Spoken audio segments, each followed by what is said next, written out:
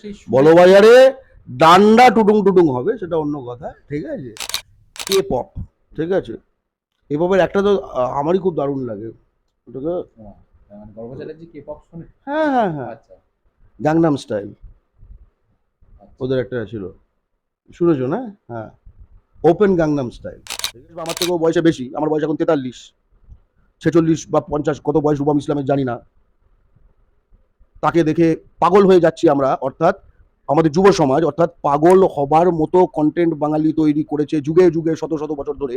হঠাৎ গত 15-20 বছর তৈরি করতে পারছে। সামাজিক রাজনৈতিক মতাদর্শ এবং ভারত ও পশ্চিমবঙ্গের বিভিন্ন রাজনৈতিক দলগুলির বিষয়ে গর্গ চট্টোপাধ্যায়ের দ্বারা প্রকাশিত মতামতগুলি সম্পূর্ণ ওনার নিজস্ব এবং অগত্যা জিসিএফ কমেডি এবং কবিতাগ্রাফির মতামতকে প্রতিফলিত করে না। ইন্টারভিউটি শুধুমাত্র তথ্যের উদ্দেশ্যে বোঝানো হয়েছে এবং কোনো নির্দিষ্ট মতাদর্শ বা রাজনৈতিক দলের প্রচার বা সমর্থন করার জন্য নয়।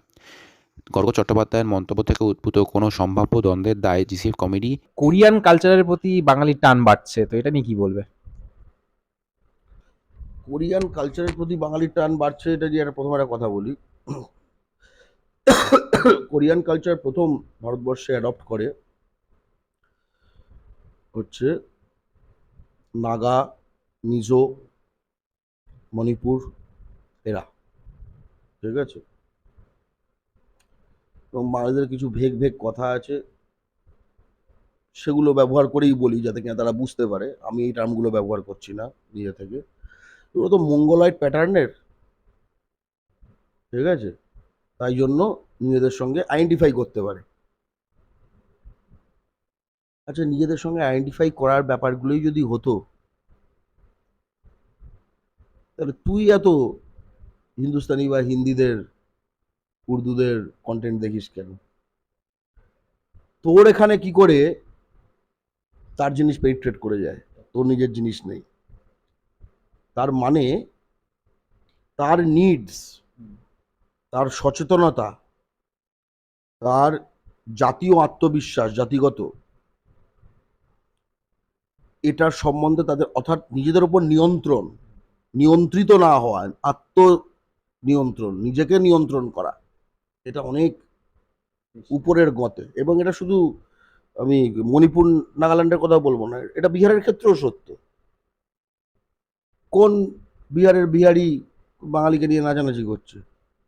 বাঙালি স্টারকে নিয়ে, প্রসেনজিৎ, দেব, উত্তম কুমার, ঠিক আছে। কিন্তু কোরিয়ান পপুলার কালচার যা, তার প্রথম ওইখানে ছায়াটা দেখা গেছিল। এবং এটা কিন্তু প্রি সোশ্যাল মিডিয়া যুগের ফলে ব্যাপারটা সহজ ছিল না, বুঝতেই পারছো। কিন্তু বাংলাতেও তার কিছু কিছু পেনিট্রেশন দেখা দিচ্ছে। একটু আগে যেটা বললাম যে বাংলা হচ্ছে একমাত্র মানে পশ্চিমবঙ্গ, এটা বাংলাদেশের ক্ষেত্রে সত্য নয়, যদিও সেটা আমাদের কোনো আলোচনার বিষয় নয়, তারা তাদের মতো বুঝে নিয়েছে। এখন তো মোদির গভর্নমেন্ট 10,000 একর জমিও দিয়ে দিয়েছে বাংলাদেশকে পশ্চিমবঙ্গ থেকে কেটে, লজ্জার কথা। তো যাই হোক, তো ভারতের বাঙালি বা পশ্চিমবঙ্গর মার্কেট হচ্ছে একমাত্র মার্কেট যেখানে সেই যে ভাষার ভিত্তিতেই রাজ্য গঠিত, সেই ভাষাটা এই মার্কেটের হায়েস্ট রেভিনিউ আর্নিং ভাষা না কন্টেন্ট জগতে, ঠিক আছে, ইন টার্মস অফ রেভিনিউ। তুমি যে কোনো সময় জাস্ট একটা মানে পশ্চিমবঙ্গের যে কোনো মুহূর্তে চলা সিনেমা হলগুলোতে কোন ভাষার সিনেমার কটা স্লট আছে, এটা দেখেই তুমি বুঝে যাবে যে মানে ব্যাপারটা কি। তোমাকে আর মানে গভীরতর তথ্যতেও যেতে হবে না, ঠিক আছে। বা তোমার ধরো একটা যে কোনো র্যান্ডাম এফএমে কোন গানের, একটা 24 ঘন্টায় কোন ভাষার গান কত ঘন্টা চলে, এটা থেকেই বুঝে যাবে তুমি। আর এই গানগুলো যে চলছে তো রয়্যালটি দিচ্ছে, যে বানিয়েছে সে তো টাকা পাচ্ছে, তো তুমি টাকাটা পাচ্ছ না। তোমার তো এই নতুন ব্যান্ড উঠে আসছে না, তোমার নতুন ব্যান্ড উঠে আসছে না মানে তোমার যুব সমাজ যাকে দেখে উদ্বেলিত হবে আইডেন্টিফাই করতে পারছে না। আমার মতোই বয়স বা আমার থেকেও বয়সে বেশি, আমার বয়স এখন 43, 46 বা 50 কত বয়স রূপম ইসলামের জানি না। তাকে দেখে পাগল হয়ে যাচ্ছি আমরা, অর্থাৎ আমাদের যুব সমাজ, অর্থাৎ পাগল হবার মতো কন্টেন্ট বাঙালি তৈরি করেছে যুগে যুগে শত শত বছর ধরে, হঠাৎ গত 15-20 বছরে তৈরি করতে পারছে না। এটা তো কোনো স্বাভাবিক কথা নয়, তাই না? আবার এই সময় দেখবে এই যে বাংলা বাংলা কন্টেন্টকে জাস্ট অপসারণ করে দেওয়া হলো। বাংলা পক্ষ একাধিক এই মির্চি, তারপরে রেড এফএম এগুলোতে অভিযান করেছে একদম কর্মসূচি নিয়ে, যেহেতু আপনারা বাংলা কন্টেন্ট চালাচ্ছেন না কেন, ঠিক আছে, ইন্ডিপেন্ডেন্ট বাংলা মিউজিককে জায়গা দিচ্ছেন না কেন, ইত্যাদি ইত্যাদি। সেখানে প্রথমে একটু মিনমিন করে যে আমরা ভাষার ভিত্তিতে এইসব কিছু করি না, ঠিক আছে, এটাও ইউনিক কথা। ইউপি বিহারে কোন সর্বভাষা সমন্বয় করে?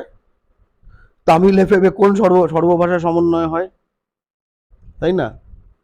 আর তারপরে এসব প্রোগ্রাম করার পরেই রেড এফএম এবং রেডিও মির্চি এখান থেকেই কোনো এক বাঙালি যে আমাদের সিম্প্যাথেটিক আমাদের প্রতি, সে সেখানে কাজের একখানা জায়গায় রয়েছে, এই যে রেড এফএম না মির্চি কোনটা জানি না, টাইমস গ্রুপের, মানে জৈন হচ্ছে মালিক, ঠিক আছে, রাজস্থান মারওয়ারি, তো কত ওপেন বলতে পারবে না।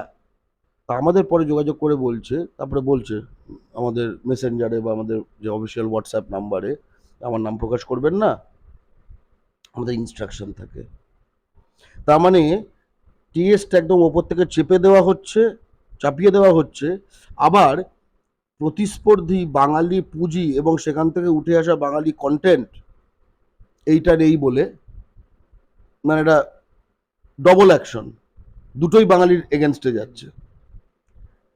এবং আমার এফএম এটা বাংলা চ্যানেল বাংলা চালাতো, ঠিক আছে, পুরোটাই বাংলা কন্টেন্টে চলতো, এবং যেটাকে কেন্দ্র করে অনেক বাংলা ব্যান্ড তাদের মানে উঠে এসছিল একটা সময়, সেটা বন্ধ হয়ে গেল, চালাতে পারলো না, ঠিক আছে। এবং তখন একটু আমরা বাংলা পক্ষ তরফ থেকে উদ্যোগ নিয়ে খোঁজ খবর নিয়েছিলাম যে এটা তাহলে মানে এটাকে তাহলে, ওর লাইসেন্সটা ছিল কিন্তু আর চালাতে পারছিল না, তো আমরা কত টাকা লাগে এটা করতে সেটা একটু জানলাম, যে জানার চেষ্টা করেছিলাম। আমরা কয়েকজন প্রবাসী এই পশ্চিমবঙ্গেরই বাঙালি বাইরে থাকে, তাদের একটা কালেকটিভ গড়ে সেটাকে যদি একসঙ্গে ফান্ড করা যায়, করে এটাকে রিভাইভ করানো যায়, একটা ট্রাই আমরা অন্তত নিয়েছিলাম, যা হোক ব্যাটে বলে হয়নি। কিন্তু বাঙালি জাতি এমন জিনিস না, দেখো আজ থেকে এই এখন সব আমিষ নিরামিষ নিয়ে সব এখন ডিবেট চলছে না, নিহার রঞ্জন রায়ের বই থেকে জানা যায় আজ থেকে 6ষ্ঠ শতাব্দী খ্রিস্টপূর্ব, মানে 2600 বছর আগে আমরা ইলিশের তেল খেতাম, আমরা হরিণের মাংস খেতাম, মানে আমরা এই জাতি, ওকে। এবং তখনও আমাদের নাচের কালচার ছিল, তখন আমাদের এই সবই ছিল। তো এবার গল্পটা হচ্ছে এটা, এবং আমরা বিশ্বের সঙ্গে ট্রেড করতাম, এই যে বাংলা, এখন ধরো দেখো মাঝে কোস্টগার্ড, মাঝে পোর্ট ট্রাস্ট, খিদিরপুর পোর্ট, মানে সমুদ্রের সঙ্গে আমাদের সংযোগে কোনো বাঙালি নেই। বাংলার সঙ্গে শত শত বছর না, সহস্র বছর ধরে সমুদ্রের সঙ্গে যে সংযোগ, ব্যবসায়িক সংযোগ এবং ব্যবসার সঙ্গে বিভিন্ন সংস্কৃতি চেনার সংযোগ, এই শুধু আরাবালিয়া ছাবড়া না, লালিপাপ লাগালে শুধু না, এটা বিরাট বিশ্ব রয়েছে, সেটার সঙ্গে সংযোগ, সে মানসিকতাই তো আমাদের গড়েছে, যার ফলে যতই তোমায় লালিপাপ লাগেলু লে ফটু লে মারো কচাকচ দিয়ে তোমায় ঘিরে রাখার চেষ্টা হয়, আর এইসব বলিউড ট্র্যাশ দিয়ে তোমায় ঘিরে রাখার চেষ্টা হয়, হিন্দি উর্দু ট্র্যাশ দিয়ে, জুবান কেশরি দিয়ে তোমায় চেষ্টা হয়, জাতিটা তো অন্য, জাতিটা তো বাঙালি, তার একটা লম্বা ইয়ে রয়েছে, ফলে তার নিজের ভাষায় কন্টেন্ট তার কাছে উপস্থাপিত করা হচ্ছে না, তবুও যেটুকু যা ভালো হচ্ছে সে কিন্তু ফেটে ফেটে ফেটে পড়ছে একদম, ঠিক আছে, ডান্ডা টুডুং টুডুং কিন্তু নিয়ে ক্যাচ করে নিচ্ছে। আমি সেদিন দেখলাম গড়িয়াহাটে একজন হকার একদম আনন্দমেলার জাস্ট পাশে ডান্ডা টুডুং টুডুং বক্সে বাজিয়ে দিয়েছে, ইলেকট্রনিক্সেরই দোকান, এটা বড় বাজারে সম্ভব? বাংলা পক্ষ তো করবে। এটাও তো সেই বড় বাজারে ডান্ডা টুডুং টুডুং হবে, সেটা অন্য কথা, ঠিক আছে, হবে, সময় লাগবে একটু একটু, আমরা আরো অর্গানাইজ হইনি, কিন্তু যে কথাটা বলছি, এই যে কে পপ, ঠিক আছে, এ পপের একটা তো আমারই খুব দারুণ লাগে, ওটাকে, মানে গর্ভ চ্যাটার্জি কে পপ শুনে? হ্যাঁ হ্যাঁ হ্যাঁ, আচ্ছা গাংনাম স্টাইল আচ্ছা। ওদের একটা ছিল, শুনেছো না? হ্যাঁ, ওপেন গাংনাম স্টাইল, ঠিক আছে। তো এবং আহ, ওটাকে কেন্দ্র করে একরকম ভাবে নাচারও একখানা স্টাইল একটা তৈরি হয়েছিল। আমি খুব অবাক হয়ে গেছিলাম এবং খুব ভালো লেগেছিল, জানো তো, শুনলে খুব ভালো লাগবে যে তারা কি হিন্দি চলবে না, কিন্তু কোরিয়ান চলবে, হ্যাঁ, তা না। বিষয়টা বিষয়টা হচ্ছে, তুমি জঞ্জাল পরিবৃত হয়ে আছে বাঙালি, হ্যাঁ। কিন্তু বাঙালি এমন জাতি, তার মধ্যে যেখান থেকে ফাঁক ফোকরে একটুখানি বাইরের সুন্দর আলো আসছে, কে পপ তো আজকে বিশ্বজনীন ফেনোমেনা, সেটা সে ক্যাচ করে নিচ্ছে। করে আমার মনে পড়ছে না, বোধহয় নদিয়ার মেয়ে, আচ্ছা দুটো মেয়ে, তারা, ভেবে দেখো, আমি তাদেরকে তো আহ, একটা বিদ্রোহী মনে করি। মানে সে কি এই আহ, এই আম্বানির এই সব জিও মিও, তারপরে এই সব এই এখন কারা এইসব হিন্দি গান গায় আমি জানি না, মানে আমি এই বহুকাল এগুলো জানি না, যাই হোক, কেউ তো গায়, হাউ হাউ করে যেগুলো। তারপরে এইসব এখন তো আবার এইসব ভোজপুরি ফোজপুরি পর্যন্ত ঢুকে গেছে, বাংলা সেখানে একটা দুর্বল জায়গায় রয়েছে। এরকম একখানা পুঁজির জায়গা থেকে সব টেকো ভেঙ্কটেশ থেকে শুরু করে এগুলো সব তাকে ঘিরে রেখেছে, করে এই সবগুলো খাওয়াচ্ছে। সে দেখছে চোখের সামনে যে বাঙালি যারা অ্যাক্ট্রেস, তারা তাদের হাউস পার্টিতে হিন্দি গানে নাচানাচি করছে, তার রিল ছাড়ছে। অর্থাৎ একটা বাঙালি কিশোরী যুবতী, সদ্য যুবতীকে প্রভাবিত করার জন্য হিন্দি হিন্দি হিন্দি, উর্দু উর্দু উর্দু, এতে প্রভাবিত করার জন্য হাজার মেটেরিয়াল রয়েছে, মানে দাড়িপাল্লাটা একদম এই হয়ে আছে। তার মধ্যে বঙ্গনারী দুইজন কে পপ ক্যাচ করেছে, এবং তার স্পর্ধা দেখো, আমি গর্বিত ভাবে, এত ভালো লাগলো তাদের স্পর্ধাটা। তাদের স্পর্ধা অ্যাবসার্ড মনে হতে পারে, কিন্তু ওটাকেই তো স্পর্ধা বলে। তারা ট্রেনে চেপেছে, তারা কে পপে অ্যাকচুয়ালি ওই ইন্ডাস্ট্রিতে বা ওই পরিসর, ওই দুনিয়াটা কিচ্ছু জানে না, সে সে জয়েন করবে বলে সে ট্রেনে চেপে পড়েছিল। আমি এটাকে একটা এপিক মনে করি, রামায়ণ মহাভারতের মতো তাদের এই জার্নিটাকে, ইলিয়াড অডিসির মতো হোমারের, এটা একটা এপিক। তাদের এই যুদ্ধটা, তাদের এটা একটা যুদ্ধ, সে বোঝেনি সে যুদ্ধ, কিন্তু আসলে বাঙালির এই স্বাভাবিক যাপনটাই তো একটা এপিক, তাই না? আমাদের এখানে ব্রিটিশরা আসা, এই কৃষ্ণচন্দ্র রায়, জগৎ শেঠ, এইসব মির্জাফর, ব্রিটিশ আসার পর আসার 13 বছরের মধ্যে প্রতিটি বাঙালির মধ্যে একজনকে খুন করা হয়েছে। 1/3 অফ বেঙ্গলিজ ওয়ার কিল্ড। 1943 সালে বড়বাজার 60 লাখ বাঙালিকে খুন করেছে, এখন আমাদের বেনাগরিক করার চেষ্টা করছে। এবং এই সবে তবু আমরা মরিনি, আমাদের দুটো মেয়ে এর মধ্যে কে পপ করতে চলে গেছে, ঠিক আছে, পারেনি, তারপরে ধরে বেঁধে ফেরত পাঠানো হয়েছে, খবর হয়েছে, ঠিক আছে। আমি আসলে মনে করি আমাদের কিন্তু এই হিন্দি সাম্রাজ্যবাদের মাধ্যমে, প্রথমে একটু বলে দিই হিন্দি সাম্রাজ্যবাদ কি, গাল ভরা কথা হয়ে যাবে।